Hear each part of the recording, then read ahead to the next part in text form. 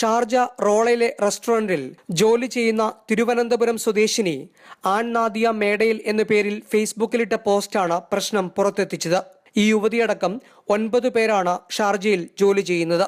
ഉടമകൾ ആരും തന്നെ ഏതാനും മാസങ്ങളായി ഇവിടേക്ക് വരാറില്ല.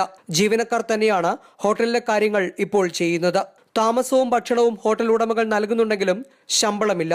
പാസ്പോർട്ടും ATM കാർഡുമെല്ലാം ഇവരുടെ കൈവശമാണുള്ളതെന്ന് ജീവനക്കാർ ആരോപിക്കുന്നു. ഇതുവരെ ഞങ്ങൾക്ക് സാലറി കിട്ടിയിട്ടില്ല. ഈ മാസം കംപ്ലീറ്റ് ആകുമ്പോഴത്തേക്ക് 7 മാസമാകാൻ പോവുകയാണ്.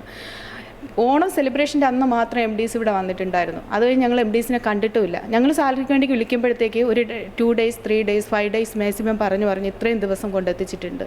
ഞങ്ങൾക്കിപ്പോൾ ഇവിടെ ഒരു ലേബർ കാർഡില്ല, ഇൻഷുറൻസ് ഇല്ല, ഇവിടെ എമിറേറ്റ്സ് ID വരെ കയ്യിലില്ല, പാസ്പോർട്ടില്ല, ഒന്നും ഇല്ലാത്ത അവസ്ഥയിലാണ് ഞങ്ങളിപ്പോൾ നിൽക്കുന്നത്. മെയിൽ പ്രവർത്തനം തുടങ്ങിയ ഹോട്ടലിലെ എല്ലാ കാര്യങ്ങളും താളം തെറ്റിയിരിക്കുകയാണ്. ദിവസം 500 ദിർഹത്തിനടുത്ത് പോലും വരുമാനം ഹോട്ടലിനില്ല. ഇത് തുടങ്ങാനെടുത്ത ഭീമമായ തുകയുടെ വായ്പ പോലും തിരിച്ചടയ്ക്കാൻ മാർഗമില്ലാത്ത അവസ്ഥയിലാണെന്ന് ഹോട്ടലിന്റെ ഉടമകളിൽ ഒരാളായ തമിഴ്നാട് സ്വദേശി ഹക്കീം മാതൃഭൂമി ന്യൂസിനോട് പറഞ്ഞു. യുവതികളുടെ പ്രശ്നപരിഹാരത്തിന് പ്രതിപക്ഷ നേതാവ് രമേശ് ചെന്നിത്തല ഇടപെട്ടിട്ടുണ്ട്. വിദേശകാര്യമന്ത്രി സുഷമ സ്വരാജിന് കത്തെഴുതി ഈ പ്രശ്നത്തിൽ ഇടപെടണമെന്ന് അദ്ദേഹം ആവശ്യപ്പെട്ടിട്ടുണ്ടെന്ന് ചെന്നിത്തലയുടെ ഓഫീസ് അറിയിച്ചു. ക്യാമറമാൻ ജോബിൻ ഇഗ്നീഷ്യസിനൊപ്പം ഐപ്പു വള്ളികാടൻ, മാതൃഭൂമി ന്യൂസ്, ഷാർജ.